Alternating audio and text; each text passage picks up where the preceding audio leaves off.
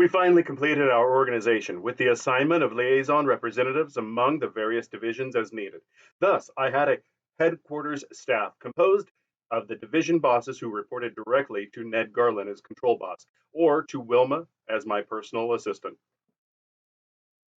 And each of the division bosses had a small staff of his own. In the final summing up of our personnel and resources, I found we had roughly 1,000 troops, of whom some 350 were in what I called the service divisions, the rest being in Bill Hearn's field division. This latter number, however, was cut down somewhat by the assignment of numerous small units to detached service.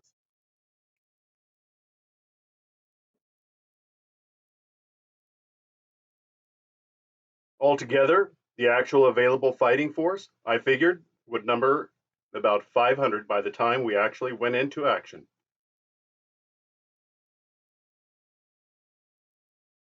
We had only 6 small swoopers, but I had an ingenious plan in my mind. As a result of our little raid on New York, that would make this sufficient, since the reserves of Inertron blocks were larger than I expected to find them. The resources division, by packing its supply cases a bit tight or by slipping in extra blocks of Inertron, was able to reduce each to a weight of a few ounces.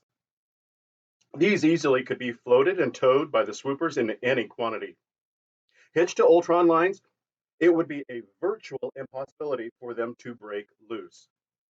The entire personnel, of course, was supplied with jumpers, and if each man and girl was careful to adjust balances properly, the entire number could also be towed along through the air, grasping wires of Ultron, swinging below the swoopers, or stringing out behind them. There would be nothing tiring about this, because the strain would be no greater than that of carrying a 1 or 2 pound weight in the hand, except for the air friction at high speeds. But to make doubly sure that we should lose none of our personnel, I gave strict orders that the belts and tow lines should be equipped with rings and hooks. So great was the efficiency of the fundamental organization and discipline of the gang that we got underway at nightfall. One by one, the swoopers eased into the air, each followed by its long train or kite tail of humanity and supply cases hanging lightly from its tow line. For convenience, the tow lines were made of an alloy of Ultron, which, unlike the metal itself, is visible. At first, these tails hung downward, but as the ships swung into formation and headed eastward toward the Bad Blood territory, gathering speed, they began to string out behind. And swinging low from each ship on heavily weighted lines, ultrascope, ultraphone, and straight vision observers keenly scanned the countryside, while intelligence men in the swoopers above bent over their instrument boards and viewplates. Leaving Control Boss Ned Garland temporarily in charge of affairs, Wilma and I dropped a weighted line from our ship and slid down about halfway to under lookouts, that is to say, about 1,000 feet. The sensation of floating swiftly through the air like this, in the absolute security of one's confidence in the Inertron belt, was one of never-ending delight to me. We reascended into the swooper as the expedition approached the territory of the Bad Bloods, and directed the preparations for the bombardment. It was part of my plan to appear to carry out the attack as originally planned.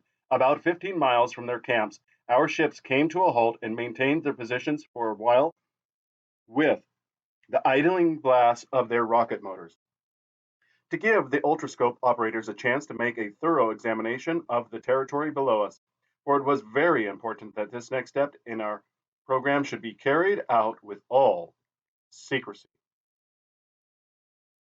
At length, they reported the ground below us entirely clear of any appearance of human occupation, and a gun unit of long-range specialists was lowered with a dozen rocket guns, equipped with special automatic devices that the Resources Division had developed at my request a few hours before our departure.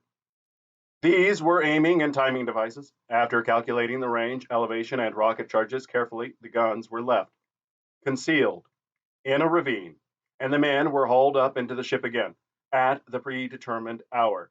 Those unmanned rocket guns would begin automatically to bombard the Bad Bloods' hillsides, shifting their aim and elevation slightly with each shot, as did many of our artillery pieces in the First World War. In the meantime, we turned south about 20 miles and grounded, waiting for the bombardment to begin before we attempted to sneak across the Han ship lane. I was relying for security on the distraction that the bombardment might furnish the Han observers. It was tense work waiting, but the affair went through as planned. Our squadron drifting across the route high enough to enable the ship's tails of troops and supply cases to clear the ground. In crossing the second ship route out along the beaches of Jersey, we were not so, we were not so successful in escaping observation. A Han ship came speeding along at a very low elevation. We caught it on our electronic location and direction finders and also located it with our ultrascopes. But it came so fast and so low that I thought it best to remain where we had grounded the second time and lie quiet rather than get underway and cross in front of it.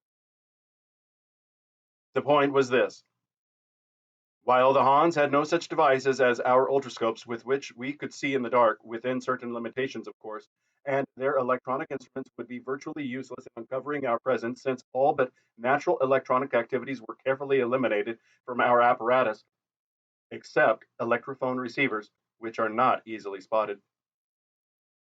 The Hans did have some very highly sensitive sound devices which operated with great efficiency in calm weather, so far as sounds emanating from the air were concerned. But the ground roar greatly confused their use of these instruments in the location of specific sounds floating up from the surface of the earth. This ship must have caught some slight noise of ours, however, in its sensitive instruments, for we heard its electronic devices go into play and picked up the routine report of the noise to its base ship commander.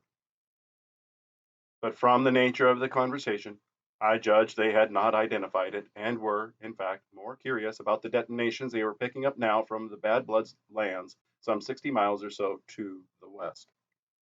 Immediately after this ship had shot by, we took the air again and, following much the same route that I had taken the previous night, climbed in a long semicircle out over the ocean, swung toward the north, and finally the west. We set our course, however, for the Sing Sing's land north of New York instead of for the city itself.